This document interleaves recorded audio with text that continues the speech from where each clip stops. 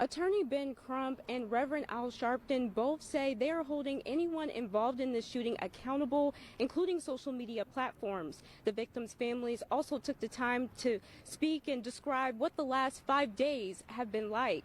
And citizens and community leaders spent time letting the board know that the students in Buffalo are dealing with a mental health crisis. So I'm here on Main Street by one of the train stops. We were here earlier and we saw people wearing their masks. We were at the airport earlier today and a lot of them were shocked to hear that the NFTA brought back the mask policy. They say they wish they had more notice about it. Well, we're here at Caputi's where there are lots of fans out here watching the draft. It's actually getting really close to that 25th pick for the Bills. A lot of people said that they are looking forward to that parade this weekend. So everybody's just excited to socialize and be together again. This is the time to throw out any stigmas about seeking help because it can negatively affect you in the long run. Michael, I spoke to members of the community and someone from out of state who watched the video of the attack online, and they all seem to say there are two parts of this as far as who is responsible. Attorney General James says there should be consequences to posting plans to commit hate and streaming it to the world, announcing an investigation just days after the shooting that left 10 people dead and 3 more injured. Buffalo residents tell us they think it's up to social media platforms and parents to prevent other mass shootings. I think that the platforms should be able to hire more moderators to see what's going on. I mean, they're multi-billion-dollar companies, and also I think it starts at home where we're aware of what our kids are doing. Social media can provide content access to users everywhere. Cersei Henry from Carbondale, Illinois, says her 14-year-old son saw part of the video of the attack in Buffalo and wants to see a change immediately. We don't need to live stream anything. And if you are going to allow live streaming, then there needs to be some serious regulations to it. You need to watch it before it's live streamed. Make it live stream to the people of the platform. Then if it's good enough, then stream it to the rest of the people. Don't just let somebody grab a camera and a microphone and start shooting what they're doing. Other Buffalo residents shared what they would like to see differently going forward. Honestly, the only change that I would like to see is if it needs to be some type of boundary, like some type of split between adult and children. There should be a limit to the age limit. You know what I'm saying?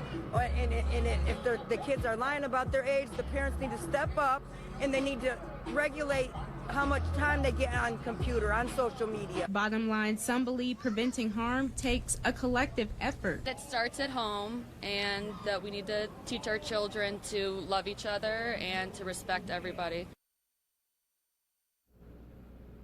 I also asked the parents if they think it should be okay to have access to hateful posts online, and they all said if it's going to lead to more harm to others, then it should just go away. Maya Skinner, Fox Buffalo. Yeah, Michael, I could literally hear the groans and frustrations of people at the pump when I was interviewing people today, and they tell me these gas prices are impacting their livelihood. Gas prices are nearing $5 at some Buffalo area stations. Many drivers like Elizabeth Roth say they are feeling the pain at the pump every week. I just think it's just a lot on people these days with inflation and prices everywhere going up and wages staying the same. And it's just making it hard to get by. I just put $60 in my tank and didn't even fill it all the way up.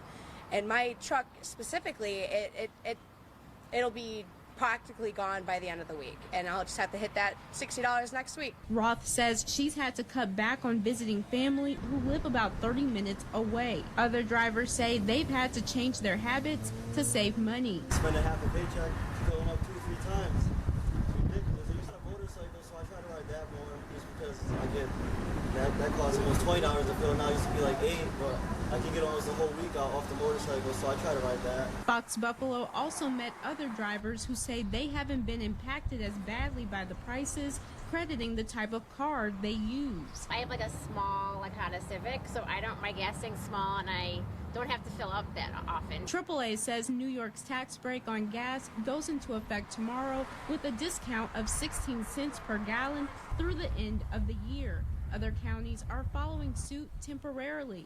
Erie County drivers will not be taxed beyond $2 per gallon, saving about 11 cents. And Niagara County is capping taxes after $3 per gallon, saving about 5 cents per gallon. Drivers say any form of resolution is helpful. It would definitely help people out, on, like you said, on a day-to-day basis, and to make it a little bit more livable, and people wouldn't have to drive all the way out to the reservation to get more of a decent price. They say, what is it, supposed to kick in like after $2 or something, and there's no tax? It'd be nice. Hopefully it takes something off. AAA says prices typically peak around Memorial Day and then drop during the summer, but gas tends to be more expensive because of demand and the summer blend of fuel, leaving some drivers concerned about Independence Day travel. My brother, he can't travel up this year for the 4th of July because it's just too expensive, and it's making, we were already living in such a stressful with COVID and everything, so not being able to see one's friends and family because of gas, of all things, is ridiculous. And AAA says doing things like avoiding peak traffic, checking your tire pressure, and combining your errands are just a few ways you can save gas. Maya Skinner, Fox Buffalo. There were a variety of topics from the past 2 years that he touched on, but he tells me one of his goals from tonight's speech is to motivate young adults to be the next generation of impactful leaders. Since the pandemic began, the country has seen a rise in racial disparities, leaving many communities seeking change. Civil rights advocate Martin Luther King III says changes in policies like banning critical race theory is minimizing parts of history that are important to help move forward. If you're going to take history and slant it and say this didn't happen because it might hurt somebody's feelings, that's a terrible tragedy, because if a people, it is said that a people that do not remember their history are doomed to repeat the mistakes of the past. So you cannot take history and put it under a rug, but that's what some states have decided to do. During Tuesday night's speech at UB, King mentioned other recent concerns across the globe, including mass shootings, poverty, and the war in Ukraine, calling on students to make a difference and get out and vote. Courageous moral leadership is urgently needed to end the atrocities and killing of innocent people. My hope is that the students and faculty of the University of Buffalo will help lead this appeal. Students and young people were pivotal to the success of the modern American civil rights movement. They helped lead many of the protests against racism. Buffalo has had its own share of segregation and recent incidents of violence. King says it's up to community members to come up with a strategic plan to improve the city and share some of his ideas. Starts with dialogue.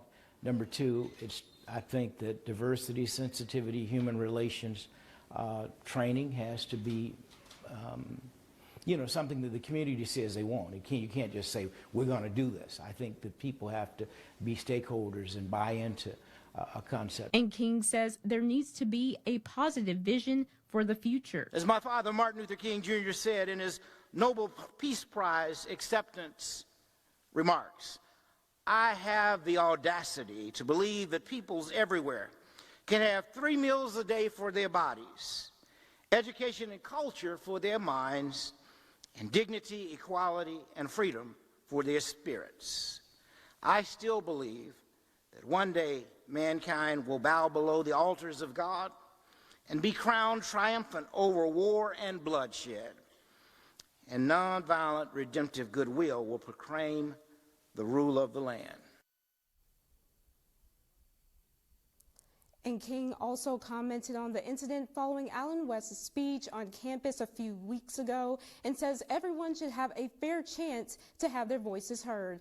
Maya Skinner, Fox Buffalo. Well, Maya, King III was 10 years old when his father was assassinated. You got to listen and then you got to talk to him. I'm wondering what your takeaway from being one-on-one with him was tonight. Yeah, I think tonight he really just wanted to emphasize everybody being treated fairly and showing peace and moving forward from all of the violence and incidents that have been happening this past year. Maya Skinner, thank you.